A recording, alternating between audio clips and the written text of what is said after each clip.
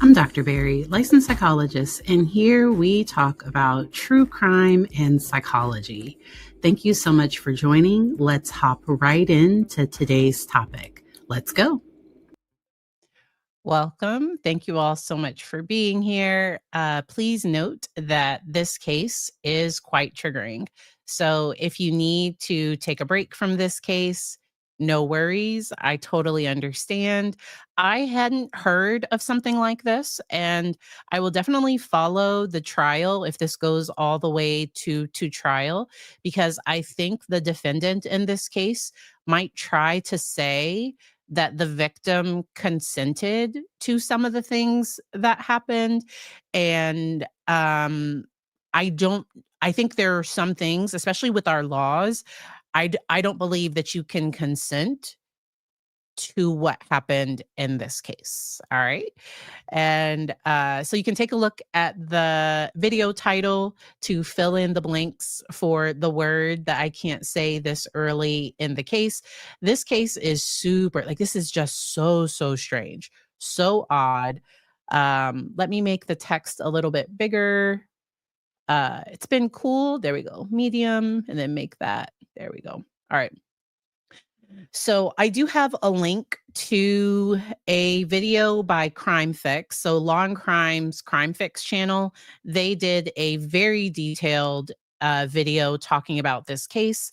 This was how I found out about this case. And a woman traveled to Florida from the UK, and I'm gonna get into her name and everything. Let me go back. Okay, I'm trying to get a good still. There we go. And make myself a little bit bigger. There we go. Welcome to the correct stream. YouTube is offering the vertical version. You can hop back and forth. If you don't want to be on the vertical one, you can definitely come on over. So Sarah, I think this was more, I think this went beyond just a fetish to, I think she had thoughts of not wanting to be here, and then wanted, so it's my understanding she had received treatment for wanting to be capital M'd. Like, that was something that in the midst of her deep depression, that was something, and she received treatment for it and then would be discharged from the hospital. But so messages are likely going to come into this case. There's probably this message board that is going to come in, and she might have posted, is anybody willing to do this? Like, my fantasy is to be, so trigger warnings for SA, for all the things, trigger warnings for all the things. I think her fetish was to be SA and then also capital M. But I think in the moment, because there is evidence to say that she sent a message to somebody saying that she was trapped, she wanted to leave. The guy said the only way she could leave is if she capital M'd him, and that she would have to do that to him in order for her to escape. That there was no escape for her, which, like, that's not like that's going to be a problem, I think, for his defense. Thank goodness, because it seems like she changed her mind. And even if she didn't change her mind, I don't think people should be able to consent to be, like, violently harmed in this way. And on a different video, we did talk about like death dignity. So there are people with terminal illnesses, or there are some places where people can legally die with dignity. And I've talked about those things on different videos. And normally they administer the medication to themselves. They go through a lot of counseling. There are all of they record them giving consent. As they're administering the medication to themselves, they're recorded again, like, yes, this is my decision. This is what I want to do. Because it sounds like she changed her mind at some point, and he did not let her go. Now, an issue came up because she traveled to Florida from the United Kingdom, so from the UK, and she did have a return flight. So some people might say, well, if she was coming to do this, why did she have a return flight? But when you're going through customs, if you're flying on a one-way ticket, to enter a country, you have to have your return flight already booked. And so it's really common. So I don't know. I think a good defense attorney will try to say something like that, she did come with this intention. She had to book a round trip ticket. If her family knew what she was traveling for, they would have called appropriately. They would have called the police. Um, and then I also heard that Grizzly True Crime covered this case, covered the arrest affidavit. And I'm going to put a link to her video down in the description once all of this is done. And so thank you, Sarah, for mentioning that. Yeah, Oregon has that. There are a few other places. And yes, I do believe that people are allowed to change their mind. And that's where we get into consent in general, that even for intimacy, for anything, a person can say yes at first, and if they say no, then consent is withdrawn, and it's no longer like that's consent should be enthusiastic, freely given, and a person should be able to withdraw it. I don't believe that you should ever be able to consent to be harmed in this way. Now there is like BDSM, so there is some like where people enjoy like, and they normally have rules. So within any type of kinky play or anything, like there are safe words, there are all of those things that kind of come into that. But this seemed to go beyond that. And there were things happening to her that it sounds like she did not want, she did not consent to. And that's where it makes it a clear crime. And he recorded videos of her saying, okay, like you told me to do this, right? Or like you wanted. And it's my understanding that when she's on those videos saying yes to those things, that it's almost like she's being forced to do that. And he was armed while doing all of this, and I think she was afraid for her safety and her danger. And then thank you, Just Call Me Kim, for mentioning that there was no safe word. And that's where there should always be, if people are going to like, that there should be some type of safe word. And to me, like if somebody loses consciousness, if certain things happen, I think that means consent. In my opinion, consent should be like, nope, okay, and things should stop, and safety should be maintained. I think I don't know if more information about her history will come into this trial. I personally wonder if she does have a trauma history. Not that it would explain, or that it would like, but I just wonder if she did have a trauma history, because it's very unique for somebody to have, in my experience, for somebody to have this type of wish or thought to be harmed in this way, and like knowing it would result in their death. Like that is super sad. Yeah. And then thank you for mentioning that. Um, that he was telling her what to say. But I think he was almost recording those videos for like, if he did get caught, it would be like, oh, well. So I do think he may attempt some type of defense that says she agreed to this.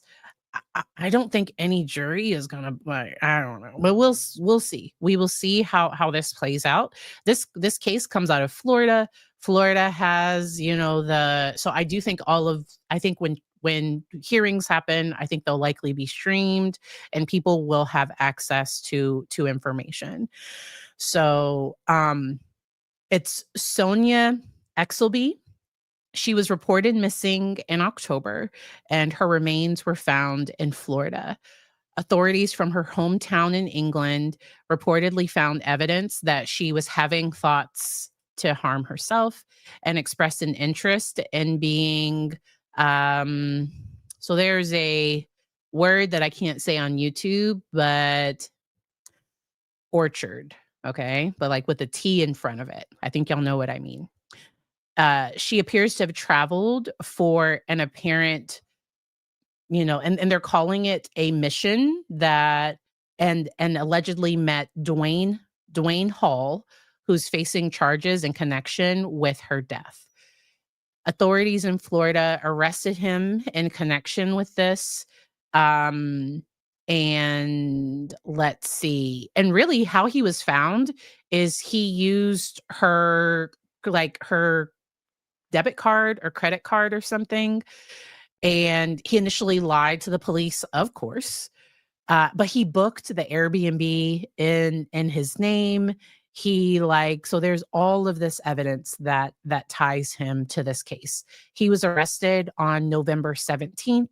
So that was last week, earlier. So he was arrested on Monday. And all right.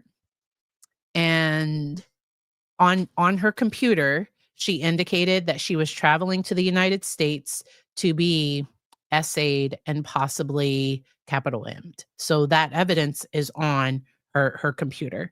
British investigators also found a letter where she wrote, that this encounter, that it could possibly leave her disabled for the rest of her life. Wow. And authorities identified Hall as the suspect after tracing him to an account that attempted to transfer money from her bank account several times since October 11th. During a voluntary interview with police on October 17th, he gave several inconsistent accounts about his interactions with her, initially claiming he did not know her, eventually admitting that he was intimate with her, and discussed her bondage, thoughts of self-harm, and her desire to have somebody K her. He also allegedly said if he had to help her, he would bring her to Alligator Alley, where the wildlife would have taken care of her. Okay. He was charged with fraudulent use of a credit card and unlawful use of a two-way communication device. But then I think as they continue to look into things more, because there is video of him in Walmart. I think Kathy calls it the murder aisle. There's evidence of him buying the shovel, like all the things that he used to do the crime. Like he went right to Walmart and used his credit card. So I think he went twice. He went to Walmart twice. I don't know why people always pick Walmart. Poor Walmart. But yeah, like we have video of him in that aisle trying to buy the things. And I have to do my best to not side eye somebody. Like if they're I guess, because people, Home Depot too. I don't know why it's Walmart and Home Depot. Those are the two places where people like to go. Once again, we don't laugh because it's funny. We laugh because we're just trying to breathe through it and keeping all of this. So somebody says, what if the person just calls because they need someone to talk to? So maybe I might have missed part of those questions. Let me know if you all have any questions. I might have missed some questions as I was. Okay, there we go. Do people get taken to the psych hospital for calling 988? No, not because I think 988 is a confidential number. Now, if people agree, so if somebody says I have the, like if somebody is actively like I'm about to do it right now, then I'm not sure how 988 handles that. But if somebody's just having thoughts, I think 988 will try to talk them into like making an appointment, going to a crisis center. For me, going to the hospital isn't always the best option for people. Sometimes there are crisis centers, sometimes there is intensive outpatient, sometimes there are other options. Now, if somebody is if they are having very strong thoughts and it's going to happen, then that's where going to the doctor, or no, sorry, going to the ER is what anybody can do. Okay. I know I haven't heard of Lowe's. So I've watched a lot of trials. It's normally Home Depot. Home Depot and Walmart are the two that I continuously, and they have so many cameras. Such great, like they have great systems to track everything. People also, they don't go to Target. Target would be a little bit more expensive. This is a very scary case, and as I mentioned, yeah, yes. Um, they don't, yeah, so they don't do that. So they encourage people to call. I've had multiple clients that have used 988 call or text. If they were feeling just kind of down, just kind of having a difficult time, needed some support. And it's just a supportive person to kind of talk them through it. There is something called dialectical behavior therapy skills. And then there are therapists that specialize in treating those types of thoughts. Because there's some therapists where if you tell the therapist, like the minute you say, I kind of had this thought, they're immediately sending you to the ER to be assessed. That is not my practice. If somebody tells me they're having those kinds of thoughts, we do an assessment and we talk about, okay, what are the triggers? What are your supports? We talk about safety planning. So I've had some people where if they live alone, they've agreed to stay with a friend. They've agreed to keep if it's a teenager, they keep their door open at night. We've talked about safety. Sometimes if they're using substances, sometimes we talk about harm reduction. But I know, because especially like, so if somebody is using cannabis to manage feelings of pain, if they stop immediately, like those thoughts might kind of come. So we kind of talk about managing, replacing any problematic or any so if the person is having coping that they want to change or reduce, we talk about ways to do it. But yes, dialectical behavior therapy skills, DBT, that's where we've kind of learned to increase our tolerance. And then if I am working with people with those types of thoughts, we talk about decreasing their pain and helping them live a life that they want to live. And that's often one of the best things to do for a person, because often there's some pain point in their life. Some people, medication can be helpful. For some people, medication can increase those thoughts. So if I'm working with somebody and they just switched from Lexapro to Prozac, and all of a sudden they have a severe depression, they're having weird thoughts, I have them talk to their doctor about what options they have. What do you suggest to families with adults struggling with this? Depending where you are, it can be a little bit more difficult to find support. So one of the biggest things I think is finding a therapist that's skilled in working with these types of thoughts or behaviors. I will make sure to link and we might watch, we'll see if we just watch a little bit of it or if I just link it. Because I do have a prior video specifically on um, non-suicidal. Maybe I don't. I thought I did one on like self-harm. Maybe I don't. Okay, so that's a tip for parents one. Sometimes I don't spell it all the way out. Sometimes I call it severe depression. Trying to find. Hmm. So that might be a helpful video. Hey. So I was on Kathy's show, and Sarah, you don't have to do that. Kathy had already said hello to me. You didn't have to do that. But for families that are that have a family member that's struggling, um, I think one of the biggest things is sometimes for the family members, because it can be really hard for the family, encouraging that family member of how much you love them, how much they mean to you. Sometimes depression will lie to the person and be like, nobody cares, nobody will even care if you're gone. And those are all lies, because I tell my clients, if nobody else, like I do, like I will be devastated if something happens.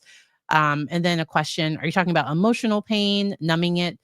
So it's not about numbing, it's about helping the person manage and lower it. So if I'm working with a teenager that's being bullied at school, uh, because maybe that's one of the big triggers, we have to address the bullying. So we have to find safety, actual safety at school. Like we have to address whatever is feeding into it. If I'm working with somebody and maybe they just experienced grief, and maybe they lost a child, lost a parent, maybe they've kind of become hopeless, helping them find some hope, and that's something they do, but like I support them in finding it. And then I know I've been talking about EMDR a lot, the eye movement desensitization reprocessing, but it has been really helpful in my work, working with clients that working through past trauma. So sometimes if there can be stuff from even if it was 30 years ago, 40 years ago, 50, 60 years ago, sometimes those things can come into the present. Um, and I've also worked with people that have been victims of crime. And as they're going through court processes, or as they're deciding whether they're going to press charges or not, sometimes things can get really, really intense for them.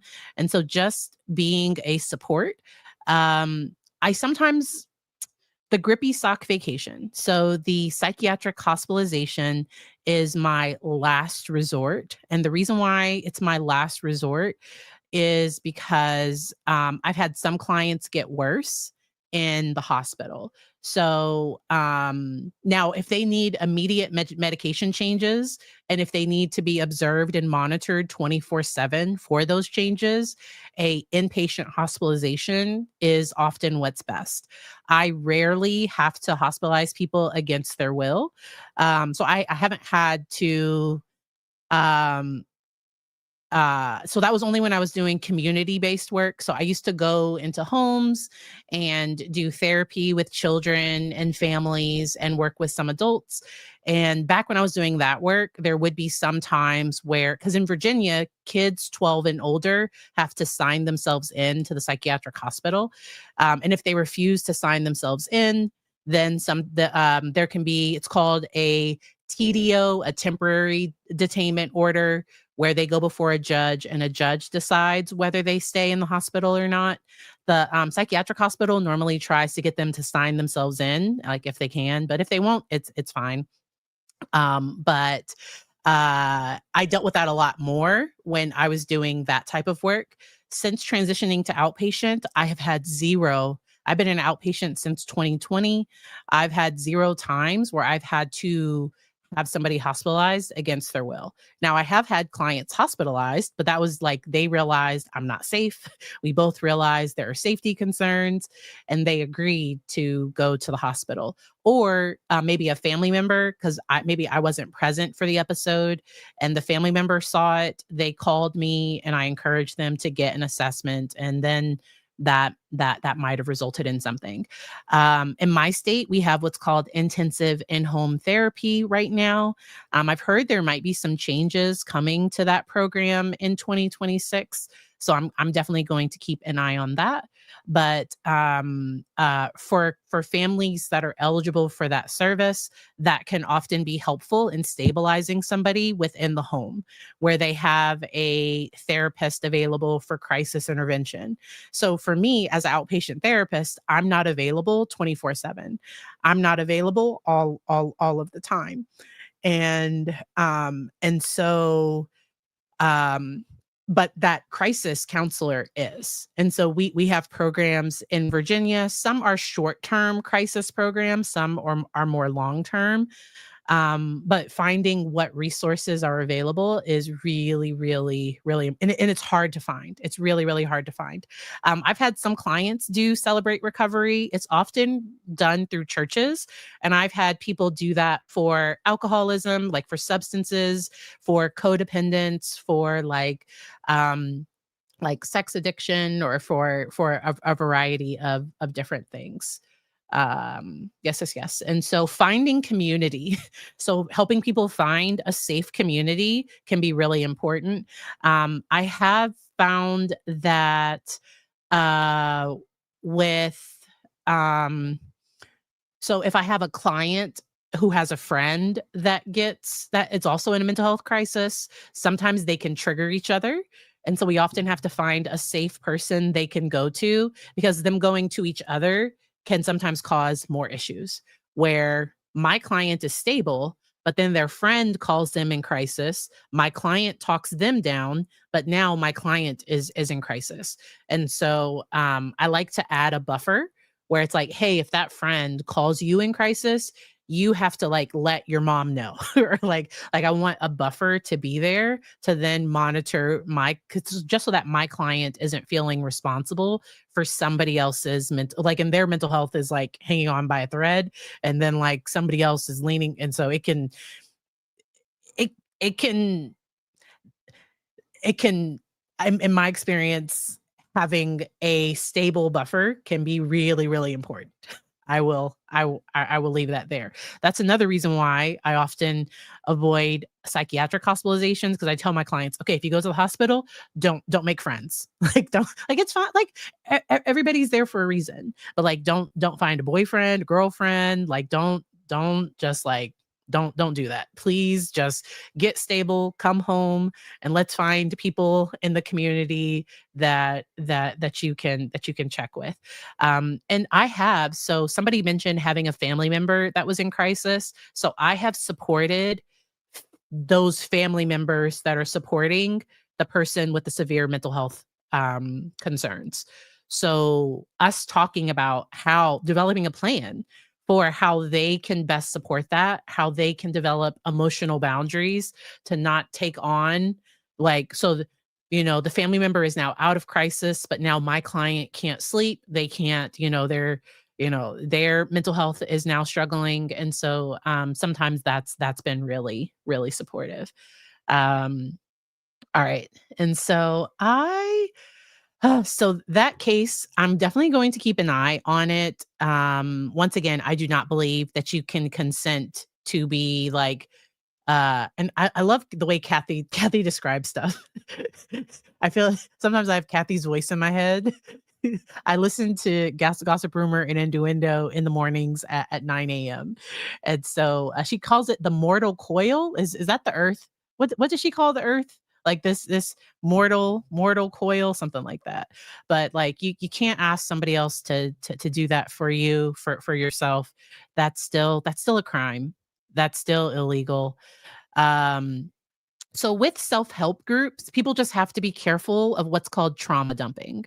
So you can't trauma dump in therapy. Okay. So as a therapist, if my client contacts me in crisis, that is not like I am their therapist and it is my job. Like they need to reach out to me when they are in crisis.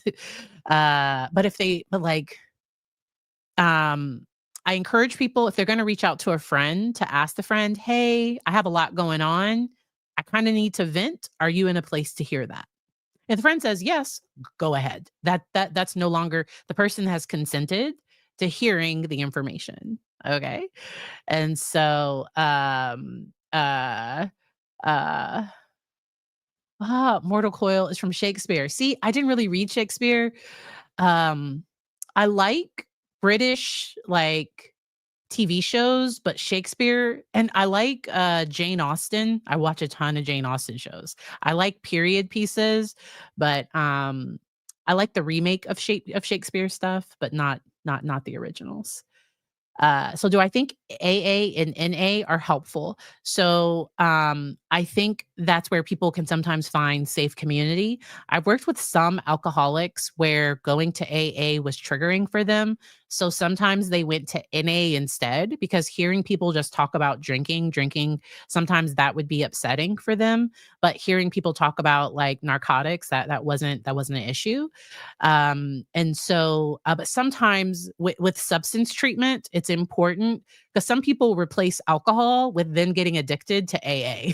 Because like they go to like 3 AA meetings every day and like this is the I don't like sometimes I want to make sure that they are having healthy coping, that they're working their sobriety, that they are in some type of other therapy if possible.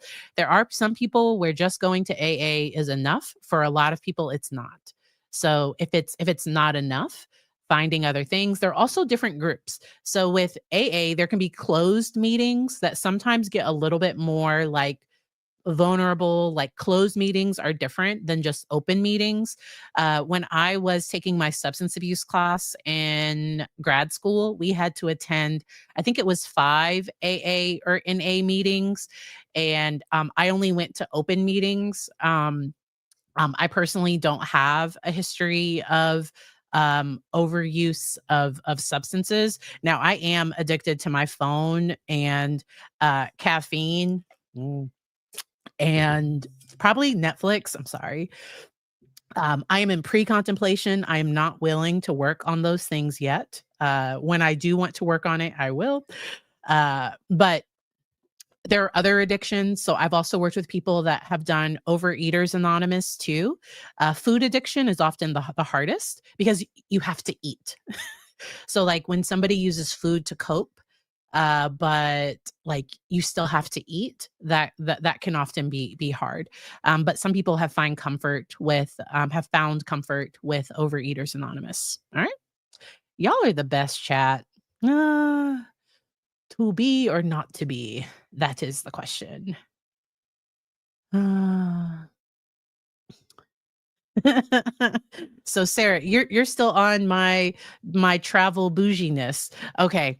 So this is gonna be a side squirrel moment. Okay. So I'm letting you all know this is a squirrel moment. This has nothing to do with what we are talking about. If I'm booking a flight and if it only costs $100 more to be in first class, best believe I'm paying $100 to be in first class. Now, if it's like 500, like if it's a whole lot more to be in first class, okay. But like if it's only $100 more, I will be in first class. I also only try to do direct if I can. I will drive an extra 45 minutes to have a direct flight. So in my area, I have DCA, which is Reagan National Airport. I have Richmond, which I mean it's further. I could, but normally you're not going to get direct flights out of Richmond. I haven't flown out of Richmond in forever. Um, I also have IAD, that's Dulles. I also have Dulles International Airport. And then I also have BWI. I rarely go to BWI, but if there was a direct flight from BWI and not one of those other airports, I'm taking a direct flight. So uh that's what it is. I also did, because Kathy was talking about a handsome bailiff earlier today, and I did go to the video. It was all right. Like it was all right. Yes, you can stay inside. I'm almost done with this. Yeah, you can do YouTube Kids. I'm almost done. Let me know if y'all have any other general questions. Glad to share. Loud or it's fine? Let me know if you have any last minute questions. Volume? Okay, thank you. Thank you for being very considerate. Do you remember when I was doing the pigeon thing? Yeah, the pigeon thing, and it was too loud. Okay. Never? Oh, okay. I'll seat for legroom. So I like the window. If I'm by myself, I like the window, helps me feel grounded. I didn't fly for a while after 2020. Something happened. We all know. So when the world opened back up, I think 2022, I took my first flight again. And I normally don't get anxious on planes. Like I almost had a panic attack flying the first time, and I needed the window seat, and I realized for some reason I need the window seat. So red is my favorite color. It's red, but I like to decorate with blue. So blue and gold are my favorite decoration colors, but red is my favorite color. I'm a Virginia Tech Hokie, and we have a game against Miami today. We're probably going to lose. I don't know. We'll see how it goes. We have a new head coach. I'm glad his voice came through. And my son calls them the turkeys and not the Hokies. They're gonna get ate for Thanksgiving The dinner. turkeys are going to be eaten for Thanksgiving dinner. Yeah. Correct. You are. So the Hokies are different, but it's fine. We'll talk about that off stream. Okay. Somebody said they've never been on a big plane. Okay, so going to Hawaii in a couple of weeks. So this will be your first time. So the biggest thing to do is breathe, bring some gum to chew. So bring something to chew for the popping of the ears, but just breathe. Have something to distract yourself. Oregon, that's fine. Have something to distract yourself. I forget if I have a video on flight anxiety. I know I did something on. No, I don't have anything on fear of airplanes. No, but and then just breathe. Big planes often like I'd rather a big plane than a small plane. Small planes, mm, you feel a little bit more, and I would rather a big plane over a little plane. Often the hardest parts for when flying is takeoff and landing. Like those are two of the biggest things. Yes. uh Oh, yes, and taking so I know if you have fluid in your ears, 'cause, my husband and son, one time, they both ended up with, ruptured eardrums after a flight, after I think I gave them a cold. I think I gave them a cold. Um, and, yeah, they both ended up with those after, but and I have had some clients use prescription medications if they have severe anxiety. If it's just a little bit, I'm not a medical doctor, this is not medical advice. You can look into like Benadryl can sometimes have a calming thing. I'm not a medical doctor, this isn't medical advice, so search it on the interwebs and talk to a pharmacist. But sometimes there can be things you can take that are over the counter that can be calming too. Yeah, small planes, like I don't I do it. So I don't like but you're oh. And then as we're landing, I rate it. So like if it's really bumpy, I give them like a 7, maybe a 6. I don't know. Like if it's a smooth landing, I give them a 10 out of 10. So if you ever see me on a flight and we're landing, like because I'm gonna rate the landing, and I do it visually, so I can see it. Nobody else cares. It's just for me. Um, a lot of people like the aisle seats. See, I need the window. People feel trapped. See, I want to be able to see. It's about control for me. So for you, you want to be able to run. I want to be able to see because I want to be able to control the like because the person sitting by the window gets to decide if it's up or down. I like sitting by the window. That's just me. All right.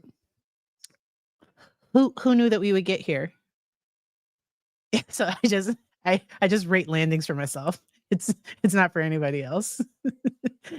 I'm super nosy. I need the window. But my son, so if it's me, if we're flying as a family, my son sits by the window, I sit in the middle, and then my husband sits on the end. Or if it's only 2 seats, then my husband is on like the aisle, and then it's me, and then our son is by the window. He loves a window seat like his mama. But then I get to reach over because I'm his mom. I get to reach over and control the the thing. If it's a stranger, I can't. All right. So I appreciate each and every one of you. Thank you so much for joining. If you haven't subscribed, I don't say it often. Like, you can go on ahead and hang out with us here. Uh, if you just watch and you're not subscribed, the algorithm will still send you my face, and that's fine. I appreciate you all. I hope you all enjoy the rest of your weekend. On Tuesday, we will be talking about surviving Thanksgiving or surviving the holidays with your family. Okay. That is one of my favorite streams to do. And so we will be talking about that then. I do not like the middle if I'm flying by myself. So I only take the middle if it's if it's my son, or one time I flew by myself and I didn't pay to pick my own seat, but I think I still got the window, I think, but it is what it is. Oh, and I don't do I think it was Southwest that used to you had to pay for boarding groups to get your seat. That gives me way too much anxiety. I have to know where my seat is. I want my assigned seat. That's just me. I will see y'all next time. Have a good one. Bye.